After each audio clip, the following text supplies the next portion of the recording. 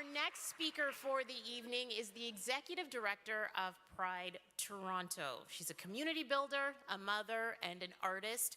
And with Pride Toronto's Executive Director title, she brings with her 25 years of community building and experience, both working with nonprofits and with government organizations as well. And I just learned this today. She can spin as well. I did not know this. She is a DJ, big-time DJ. In Toronto and England, and all of her experience on the club scene there really gave her perspective on how those trans and queer folk are represented in certain cultural spaces, and she's going to bring that, of course, to her job here with Pride Toronto. Please welcome Olivia Nuamah.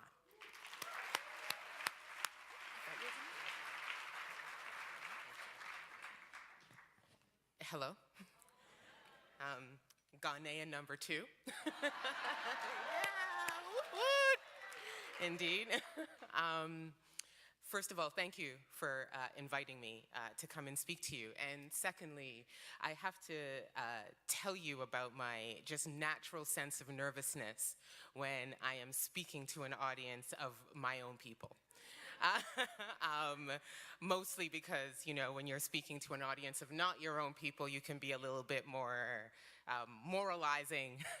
But when you are speaking to an audience where you share the same experience, you kind of get a little bit nervous, and mostly you feel humbled by the fact that everybody, you can't lie to this group because we've all been there. But very quickly, I'm here for 2 reasons.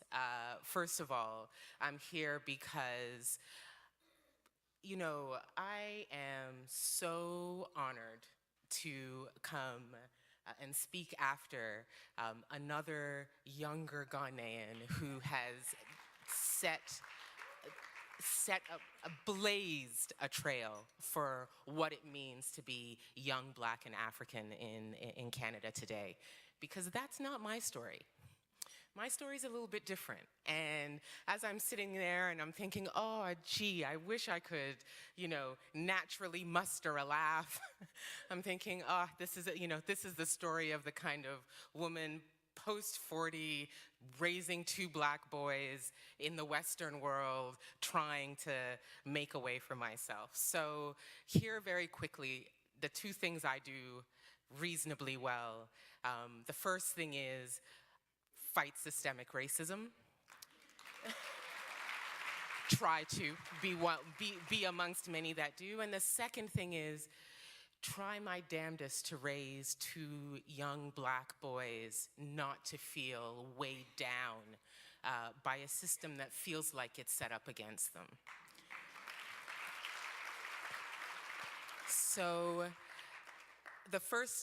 I want to share 2 stories of parenthood with you. One of them is my own mother's story, so my mother is a Ghanaian and moved here in the late 70s with my father, who has, you know, passed away over the last few years, but himself was homeless in Ghana. And if you know anything about especially the African, particularly the West African immigrant story, you will know that it is one that's painful and harsh. So there they both came. She just actually recently told me that she'd only known him for about 3 weeks, but she was so desperate to leave. You know? He was like, I'll take ya. You know? So off they came. Have mercy. So, you see, I'm starting to do it already. All of a sudden, it becomes a little bit more lax. So they come, and sure enough, the coldness of Canada is the first thing to hit them. And then secondly, what it means to be a Black couple in Toronto in the 70s smacks them across the face like you wouldn't believe.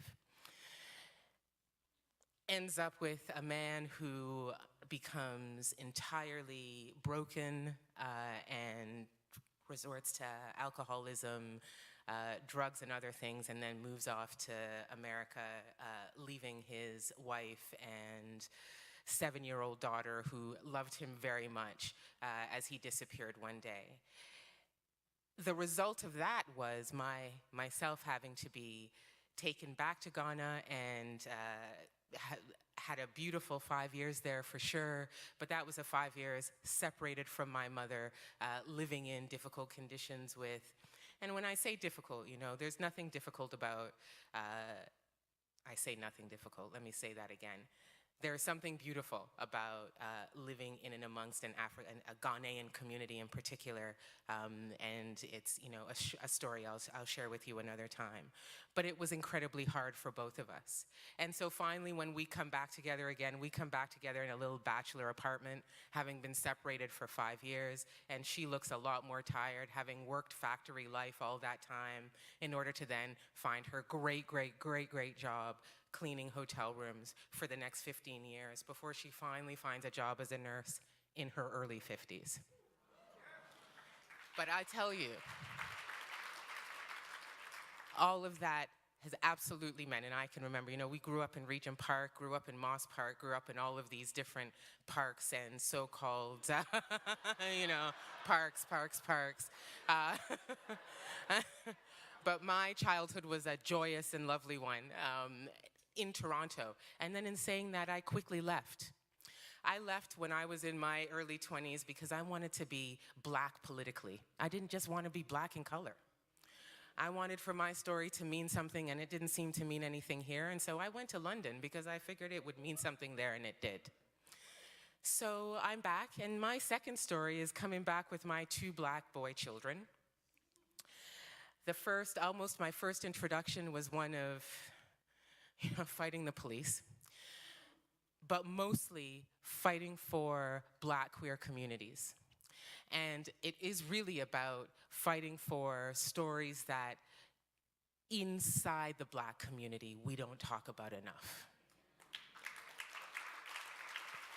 And I have to tell you, I don't need to say this because we all know it, we all love being black. Tell me. Every day it's a struggle, but it's a struggle I would live every day again. And so while, you know, I raise these 2 children, and trust me, I have a 14-year-old boy. He's about as tall as I am. My son was walking home 10 minutes from where he lives. And he was unfortunately mistaken for somebody who had burglarized a home at 14 years old. And for the first time, he saw the barrel of a gun. And so that's my second story for you.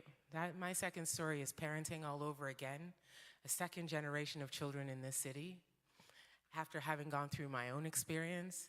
And I tell you, progress,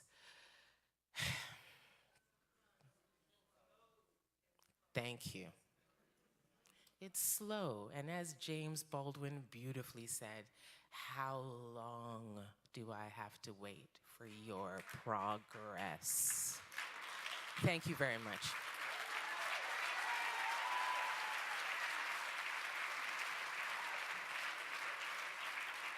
Amazing. Once again, another round of applause for Olivia Nuamah. How long? So true.